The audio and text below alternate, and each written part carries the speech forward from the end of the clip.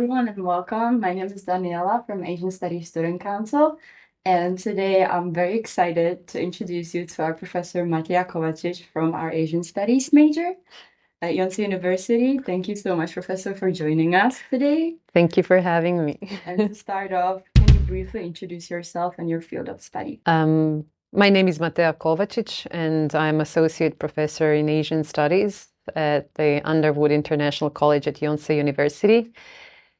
And my areas of specialty are intersections between science, technology, and popular culture, with a focus on Japan within the broader context of East Asia and transnational context. So basically, I'm trying to figure out the ways that technology and science shape culture through material artifacts and through ideas, but also the ways that popular culture shapes and sublimates science and technology. What initially drew you to Asian studies as a field? It was popular culture. Not just popular culture, but I majored in cultural anthropology and philosophy. And as part of those majors, I got to explore many different cultures and many different aspects of culture, society, politics, economics, and so on. And I found something interesting in studying Japan, such as, for example, I started not with popular culture. Actually, I just realized that. I started with theater and literature and religion and spirituality. And then eventually I started looking at anime and manga as a way to better understand Japanese culture, not as a reader, but in a critical analysis. So I really can't single out any one moment that I thought that was it. I'm going to do Japanese studies. It was rather that after a while, I realized I was already doing Japanese studies because something just drew me to understand more and better, which only later I would be finding out what those were. And so maybe for students especially, it would be good to know that sometimes we are driven by our interests and very often cannot explain what those interests are. But then in hindsight, it starts to make sense. So it's okay to be drawn to something first out of interest, and then to figure out, or allow yourself to figure out later, what exactly drew you intellectually to that thing. And that's how the story went with me. The intellectual aspect of my engagement, the intellectual understanding came only later. Perfect. And how has your understanding of Asian studies changed ever since you've entered the field? In a sense, it hasn't changed much. It hasn't changed because I always had a very broad understanding, because I was coming from pretty broad fields of philosophy, anthropology, and later on history. And so I have always been focused on the interconnectivities between Asian societies and cultures and languages.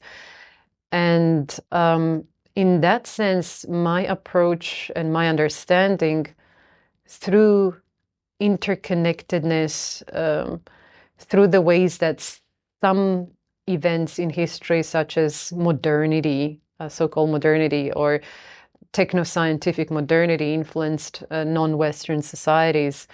So there were some similarities, and I understood that from the beginning. So I guess what changed is really the depth and the nuances of my understanding, having been able to do a deeper study and deeper research by actually living and being in places in East Asia. And these then accumulated into knowledge. So I guess not so much the understanding per se, but the complexity and depth of the knowledge, and what arose from that is appreciation, huge appreciation for my areas of study, which, I started with, like any undergrad student starts with maybe passion, maybe interest. but then I ended up with huge respect and loving intellectually the subjects that I do. And one thing that actually changed within the field itself is that I could see the ways that the field of Asian studies was growing and has been changing and transforming through different economic, political, and cultural factors and forces, and to what extent, compared with 15 years ago, there is so much more publication and scholarship and PhD students and undergraduate students who want to engage with aspects of East Asia. So it went from a very niched field to a much, much bigger field, a growing field. Also, the subjects changed as well. Yes, I think the world has been changing, and I've been then trying to accommodate that. Perfect, thank you. And just as you've mentioned in your introduction, your research explores science, technology, and popular culture, right? So then how do these areas help us understand contemporary Asia, Asian culture, and society? Well, there are different dimensions to science, technology, and popular culture. Historical understanding is very important, how certain scientific ideas formed over time, what they were shaped by, for example, and then similar with technology and culture, what were the interconnections, what were the big events, moments, or not necessarily big, but significant in the ways that have shaped science, technology, and culture into where we are today.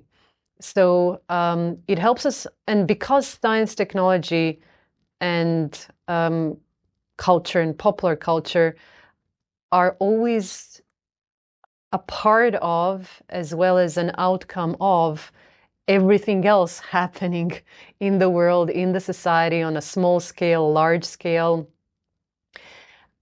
we can use them as a lens, as entry points into many different areas. We can better understand, for example, the economic and political aspects of a society. We can better understand the values, the social values at different times. But also we can learn lessons from it. For example, what led to the abuse of certain technologies, or what led to integrating some scientific discourses into governance, and so justifying certain questionable politics. So these three aspects of our life are a good source of information that allow us to better understand the society as a whole, because so many different aspects of our life could intersect in them. But at the same time, we can understand that technology, science, especially these two, they're not things in a vacuum. They're not abstract things. They're very, very much shaped by norms and values and many different factors and actors and forces in the society. So it's a mutual process of understanding society better, Asian societies better, Asian cultures better, but also understanding how and what we do in terms of technology, science, and culture. Perfect. When it comes to understanding Asia and everything that you just mentioned, are there any common stereotypes or dominant narratives surrounding Asia that you feel like need to be challenged? This is something that I do a lot. Something that I do a lot, and especially in my courses on science, technology, and popular culture, and science of symbiosis. Somebody who is doing technology and science, there is a preconception, for example, that modern science and modern technologies are associated very much with the Euro-American cultural context, and that modernity, techno-scientific modernity, occurred in non-Western societies, including in Asia, only after it encountered knowledge and artifacts from Europe or from the US. And so in my work, research as well as teaching, I show students, say grassroots, but local forms of science and technology and knowledge in general, and how they have formed locally, how they have interacted with what we consider to be global or universal, which are ultimately pretty West-centric. And so definitely there is a moment where I want the students to be very critical about the idea of universal or global technology and science, and to notice the ways that locally knowledge is produced, things are produced, culture is lived. Always, of course, in a process of interaction between cultures, because culture does not care about national borders. It doesn't end or begin at the national borders. And that's why I also encourage in my work to see cultures as, in transnational terms, something that transcends the notion of the geopolitical notion of a nation. Okay, so you're Croatian, you're a scholar of Asian studies. So then what responsibilities do scholars have, in representing cultures and histories that are not their own? Oh, this is a good one. Well, so the question is, when I'm talking about Asian cultures as a non-Asian, right? Could there be any risks or issues with that? Do you feel competent to talk about your own culture as an expert? This I don't feel like I'm a good representative, because there's so much more that you need to know, right? And you're constantly learning. So depends. Sorry, I didn't mean to put you on the spot. Well, this goes to the question of emikinetic perspectives, right? Perspective of an outsider and perspective from an insider. On the one hand, the question is also, can we competently, as experts, talk about the cultures that we are born into if we haven't studied them, if we haven't specialized in them? So on a personal level, if somebody asks me about Croatia, even though I haven't lived in Croatia for 15 years, so I'm not defining myself in terms of being Croatian. But if somebody asked me to talk about Croatian culture, I could only share my personal opinions and worldviews, because I never studied Croatian culture. I was born within it, into it, but I never studied it. I mean, to an extent I did. As an anthropologist, we had a lot of courses on Croatia, but I never specialized in. So I wouldn't even feel confident to talk about it in an academic or more professional setting. However, I have dedicated myself to research of East Asia and Japan in particular. And so I have years of research fieldwork, as in living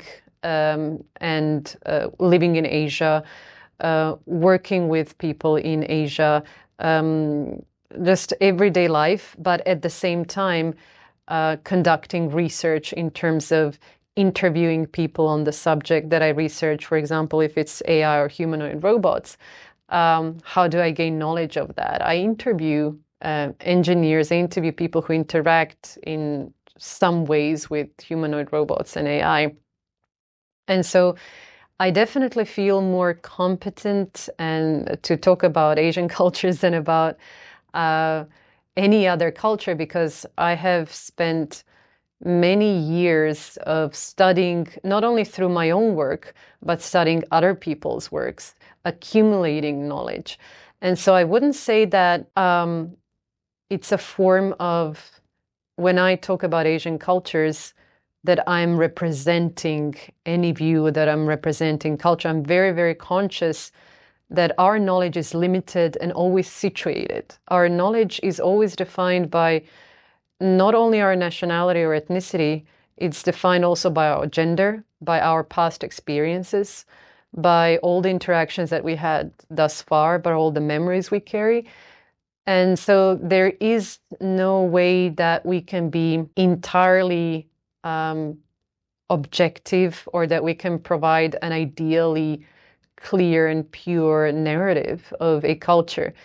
And so I'm always and self-reflective and critical in terms of understanding the limitations of my knowledge, and also understanding that, and this is probably very important and something that I had to learn myself when I was still an undergraduate student, that culture is constantly changing. You cannot take a culture into a laboratory and dissect it and then point to different parts of culture and define it and say, this is it, and then retest it and over again, and then produce quantifiable data that allows you to say, yeah, 100%, this is it. Culture is a living, breathing thing that constantly transforms and shifts. And even as we are looking at research on, for example, otome games, you can ask 10 different people how they feel about it. So otome games in Asia, and you can find 10 people who are of Asian origin and ask them about otome games, and they will offer you 10 different responses. I mean, there could be some similarities, but there are always differences. So it's important to acknowledge the heterogeneity, the diversity, the cultural diversity and heterogeneity of any single culture.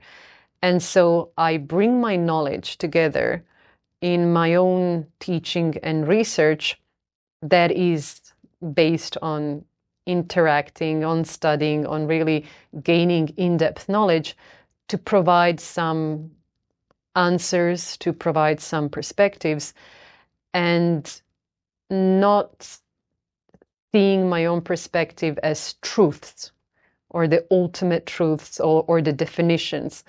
I always say that a discussion starts with a definition, right? Not ends with a definition, because we have so many different perspectives, so many different voices. And so I do feel confident. I do feel confident within Asian studies, not because of the belief that I am a big expert or that I know everything, but based on knowing how much work went into accumulation of knowledge, testing my hypothesis, but also continuously interacting with the scholars, with the people, with the ordinary life as much as the academic discourses, and then providing the best possible perspective at any given time. Thank you so much. That was a really, really nice answer. And lastly, what advice would you give to someone who would be interested in pursuing or is already pursuing a degree in Asian studies? A good place to start with is that to ask yourself, what do you expect from yourself as an Asian studies scholar? And I don't say Asian studies student, because to be a student is already to walk on the path of scholarship. And you're constantly engaging scholarship, and you're engaging Asia through scholarship. You're no longer engaging Asia through everyday, only through everyday life or through media or through popular culture. You are now engaging Asia through academic knowledge, through numerous studies that have been done by others, by your teachers. And so you already are on the path of becoming a scholar of Asian studies and of Asia. So the good question to start with is, what do I expect from myself as a scholar of Asia, as a scholar of East Asia? And then another advice that I always like to give students is knowledge is something that grows with us and we grow with it. It's something that we don't fully control, and that is a good thing. It's good to allow yourself to be drawn to different subjects and areas and to try and see how you feel about learning something. And I call this an intellectual itch. You're very familiar with that. An intellectual itch, which means that you're reading about something and not every topic interests you the same. And not every topic makes you feel energized in the same way, or makes you happy and joyful or curious in the same way. So it's good to explore different areas of Asian studies. One wonderful thing about Asian studies is that it's not defined by a discipline. It's defined by a geographical area. It's area studies. But what does that mean, that it's not defined by disciplines? That means that you can try out maybe economics, maybe politics, maybe sociology, maybe anthropology, maybe philosophy, maybe history, maybe literature. You have so many different entry points, and that allows you to really explore fully different aspects of a culture. And as you are doing that, you will encounter that, or you will become more and more aware that some things make you happier than others. Some knowledge, some discipline, some theoretical perspectives, some cultural phenomena and artifacts make you happier and more joyful and more interested than others. That's what I call the intellectual itch. And my advice then would be to follow it, to follow your itch and to allow yourself to be taken by that itch into the area of study that you feel good with, that you feel passion for. Knowledge is not only a cognitive, we usually associate knowledge with the brain, with the mind, right? But it's also a matter of feeling and emotion and passion as well. And so I would advise students to first start with that question of what do I expect from myself? And then second, to allow yourself to explore and react to your intellectual itches, react to your own curiosities, and let it take you to different areas. At the end of the day, you will find a pattern of interests.